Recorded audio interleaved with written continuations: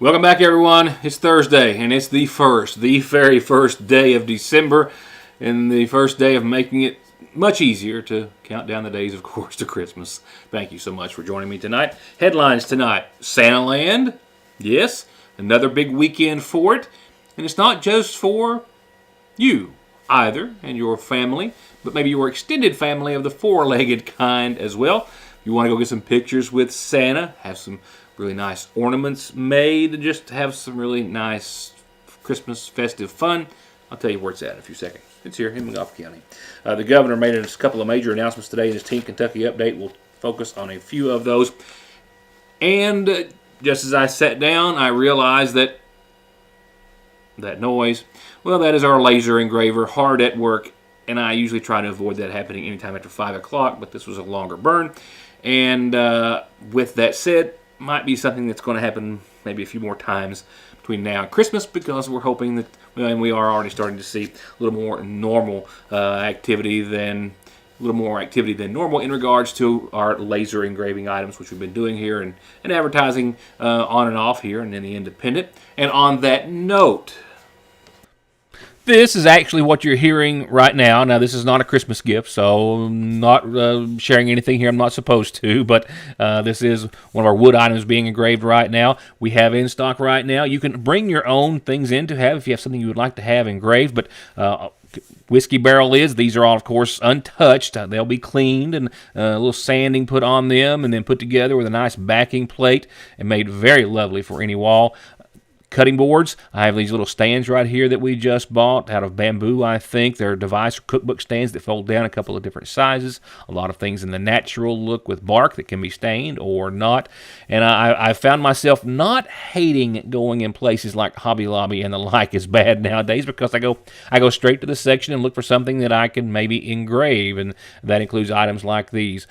Different shapes of cutting boards, sizes, different woods, different grains, some trays, some handles. Just a little bit of everything, and we've got some more on the way. Custom plaques for a special award or recognition of some sort. We're doing those as well. Don't want to say it's endless, but it's nearly endless. A lot of sizes and shapes, and literally you can have anything from your name, a picture, maybe someone's recipe that's been handed down in your family in their own handwriting, transferred onto just about anything you could imagine. And so if you're in the market or looking for something very neat for yourself or for someone else, a wall hanging, something for the holidays, well, give us a try here at Independent Graphics at the Sagersville Independent. And like I said, you can always bring your own, find something online that you like that we don't have, bring it in, and we will get it engraved for you, whether it's a great gift for someone or for yourself. Some more cutting boards, this one of bamboo, thin and a little smaller, not quite as expensive. This one very nice, about an inch or so thick. It has the drip channel around it and a couple of handles. And like I said, just a little bit of everything. Give us a call. More specifically, call 349-2915 and ask for Patrick, and he will be glad to take care of you. Call 349-2915, the Sagersville Independent office. Ask for Patrick, and he can take your order or get you any information you need. And, of course, that also includes any banners, graphic signs for your car, truck, decal, home, sidewalk, whatever you need a sign or a graphic put on, we can do it. With that said, big news in the healthcare world today, a big deal. King's Daughters, based in Ashland, of course, the largest employer in the northeastern part of the Commonwealth, is now a part of the University of Kentucky. That's right. Announced earlier today, a move that's going to create, they claim and say most certainly, greater access to quality health care for more Kentuckians. UK President Eli Capilouto said advancing Kentucky is the goal for everything we do at the University of Kentucky, and the health and well-being of the people of the Commonwealth is critical to that mission. And King's Daughters and its team will help move this vision forward by continuing to provide high-quality health care to Ashland and the surrounding region as it has for decades. UK and King's Daughters have been working together now in concert for a couple of years as members of the Royal Blue Health LLC organization. And during that time, the President says that King's Daughters has experienced significant growth in employees and revenues and has begun to build and expand important infrastructure to improve access and care for people in the region. In October of this year, just a few months ago, now, a couple of months ago, the UK Board of Trustees approved plans for King's Daughters to become part of the University of Kentucky. And today, all the requirements have been met and everything is now official, and King's Daughters has been invested in the people and in this region for more than 120 years and will continue to do so as a part of the University of Kentucky. King's Daughters serves about a 16-county region across Kentucky, Ohio, and West Virginia, and has over 5,000 employees. Its health system is comprised of 2 acute care hospitals totaling over 460 beds, an integrated network of more than 600 physicians and advanced practitioners, more than 50 ambulatory centers and practice locations, a long-term care facility, medical transport company, and 6 urgent care centers. I will, right after this, talk about, as the governor will, more specifically, Kentucky's juvenile justice system. It's been under a lot of scrutiny as of late, if you've seen the headlines, and today the state has taken steps to try to change that for our young people. I'll be right back. Santa's coming, and he's bringing tires and wheels, and he knows just where to get them. Conley Tire in Staffordsville next to Foothills and ConleyTire.net. Come in or click and save $100, even $200 on a new set of Goodyears and other big discounts on all the big names. They've got wheels, tires, lift kits, and all the service and repairs you need, and 6 months no interest is perfect for the holidays. Conley Tire in Staffordsville. At Golden Law Office, our attorneys previously represented the nation's largest insurance and trucking companies, handling cases involving serious personal injury and death. We know their strategies, how they will defend the case, and what factors drive large settlements. The attorneys at Golden Law Office can use this inside knowledge to ensure your case is handled effectively and aggressively. Hiring Golden Law Office provides you with a strategic advantage. Call Golden Law Office today. The reassurance of getting your medications and over-the-counter needs at Sagersville's oldest and most trusted pharmacy. The convenience of curbside pickup and call-ahead service. And the fact that you can walk in, order to go, or sit down and get gourmet quality hot fudge brownies, nachos, shakes, coffees, hot dogs with homemade sauce, desserts, and more makes it more than your hometown Good Neighbor Pharmacy. It's a destination in downtown Sagersville, Frazier's Prater Drugstore. It doesn't get any sweeter than that. There's just no denying it. Some things you crave all year long, but some of those things you crave even more when the leaves start to change and fall and there's a chill in the air. And our famous fresh-baked chicken pot pies are at the very top of that list. They're a warm, tasty, delicious snack or a meal in its own perfect little box at your Sagersville Lee's Famous Recipe. It's no surprise the Christmas season has arrived at the Seasonal Shop. It is your one-stop shop for decor, gifts, apparel, and so much more. New arrivals hitting the floor every day in all areas of the store. So whether you're going to a holiday party or school or a work day, they have you covered. Beautiful coats, dresses, and sweaters that are perfect for these colder temperatures. And they've got a large selection of fun Christmas shirts and sweatshirts and the accessories, of course, that you need to match. New doodles by Rebecca Toppers are in stock with added bows for a little more custom look. And if it's gifts you're looking for, they have something for everyone. Kentucky Mountain coffees, festive mugs, and many sweet add-ons. And dips and cheese ball mixes make the perfect hostess or teacher gift. So come in soon and let the ladies at the shop help you check off your gift list. That's Frazier's Prater Drugs Seasonal Shop in downtown Sagersville. Governor Beshear had his weekly Team Kentucky update today. We'll talk about a couple of things contained therein. We'll begin with the First Lady, actually, who began announcing new locations where we can drop off new, unwrapped gifts. This is a part of the Eastern Kentucky Christmas Toy Drive. All of these gifts going to kids affected by the flooding in July. firstlady.ky.gov/toy drive is where you can go, and you can Google that. Can't remember or write it down, as I wouldn't either. You can go there and find the list of all the sites you can drop them off. One close to us, one of the many, I think, the Jenny Wiley State Park. You can actually mail them there or drop them off. Jenny Wiley State Resort Park, 75 Theater Court in Prestonsburg. Going on to the governor, Among other updates today, he announced Kentucky's first female-only juvenile detention center to open. Now, this comes after decades of what have become now outdated policies, as it's been discussed and revealed here as of late in our juvenile justice system, and a number of revelations in the past year or few years concerning Kentucky's kids who are, of course, in those centers. As of late, riots, assaults, all leading up to the creation of the state's first female facility. The Legislative Oversight and Investigations Committee actually themselves opened up an investigation, and that's still going on. Contained therein reports of teenagers involved in a riot that took place in the facility in Adair County just on November the 11th. A female detainee was raped, another person critically injured, that being an employee, and some teenagers are likely facing charges from that, and that's one of several problems with the Juvenile Justice Center that the governor says has resulted in him taking the following steps. Today I'm also announcing the first of several changes we're going to make in our Department of Juvenile Justice. A lot has changed in the last 20 years in juvenile justice.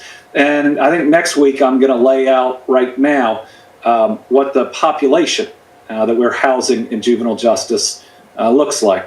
What I will say, it is the charges that those juveniles are in for are more violent than we've ever seen.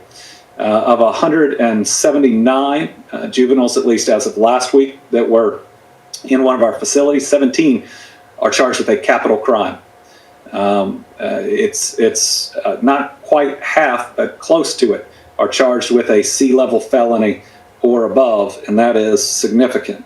And what we are seeing is violence within these facilities, sometimes gang-related, but other times being committed by typically an individual that has been charged with these very significant violent crimes.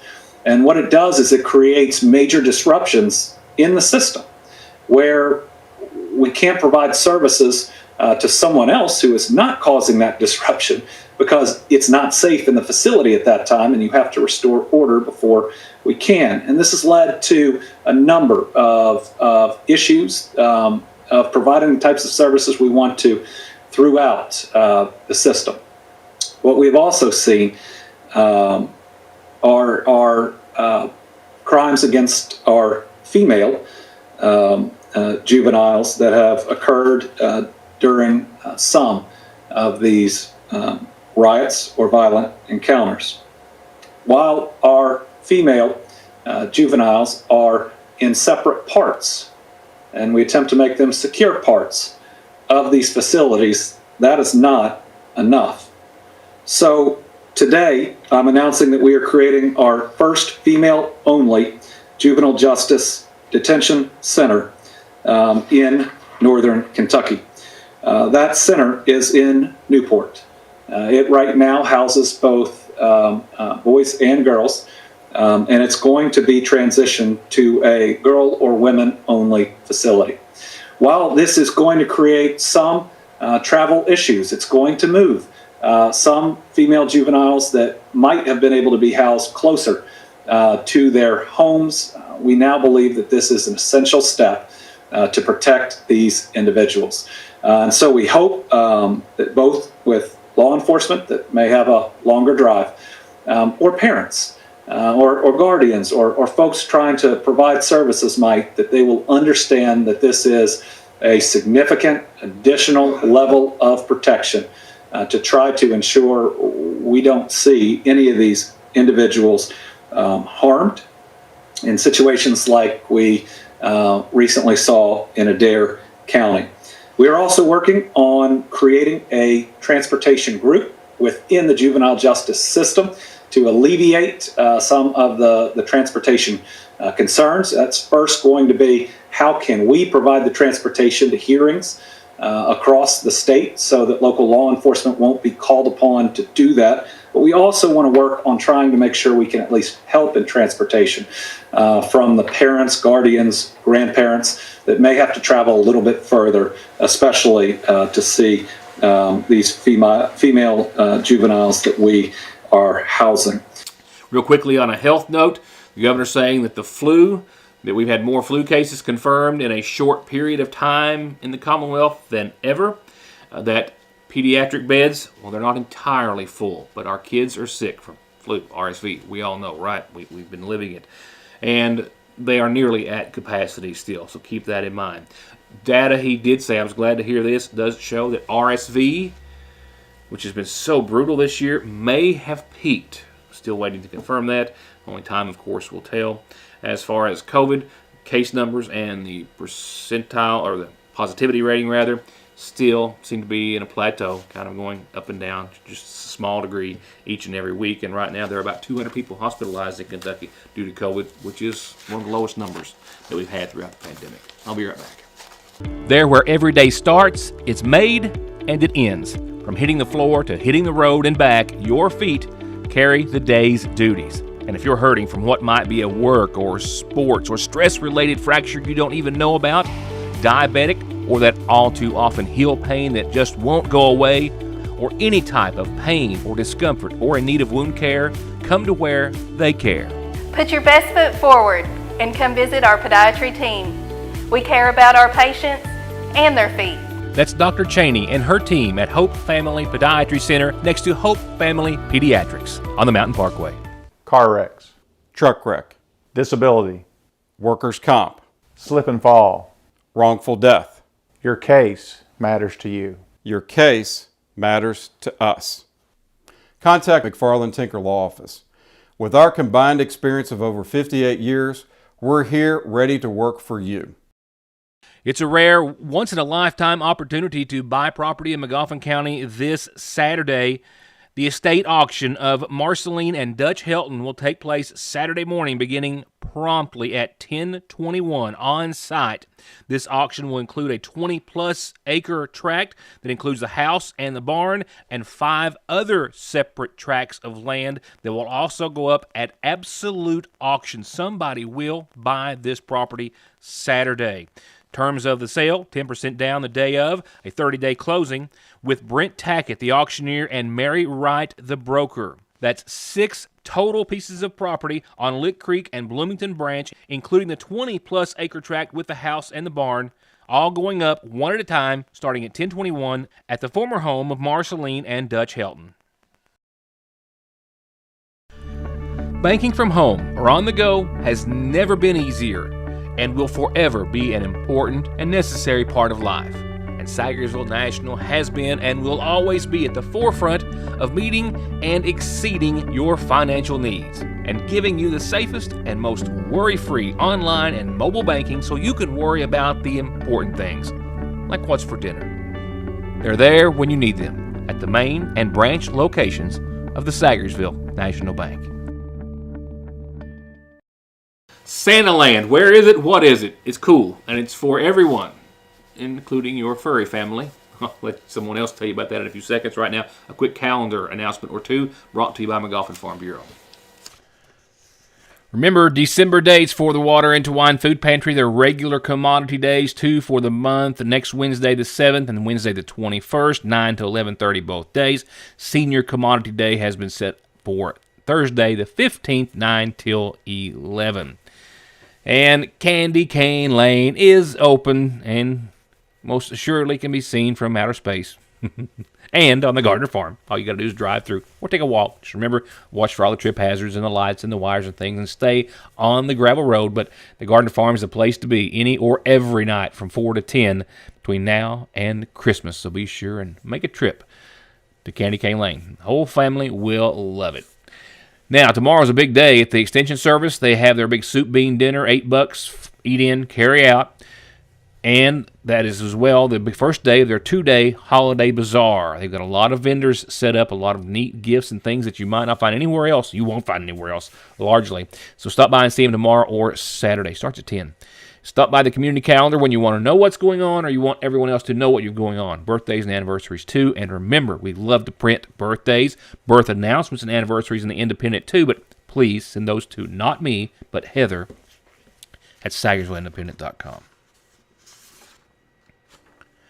Next, funeral service announcements, beginning with those to begin Sunday morning at 11 for 72-year-old Gary Howes, of Little Bear Road in Sagersville. He passed away today at his home, the son of Hazel Whit Howes and the late Clayton Howes. His son Darrell Wayne, brother David Carroll Howes, and sister Brenda Sue Prater preceded him in death. He's survived by his wife Janice, sons Gary Christopher and Sean Howes, sisters Rita Smith, Joan Harshman, Tamara Rush, brother Clayton Matthew Corky Howes, 4 grandchildren and 3 great-grandchildren. Services again Sunday morning at 11 at the New Life Worship Center on 460. Friends can go to the Worship Center tomorrow after 6 for visitation, and all day Saturday. The Sagersville Funeral Home is in charge of arrangements. And a reminder that services will be held Sunday afternoon beginning at 1 for Angela Sue Blanton, Sam Blanton Montgomery, 51 of Sagersville, who passed away Saturday at her home, survived by her daughter April Dawn Salyer, sisters Opal Back and Ella Reisner, and brother Danny Downing, and 2 grandchildren. Services Sunday at 1 from the Lakefront Church of God.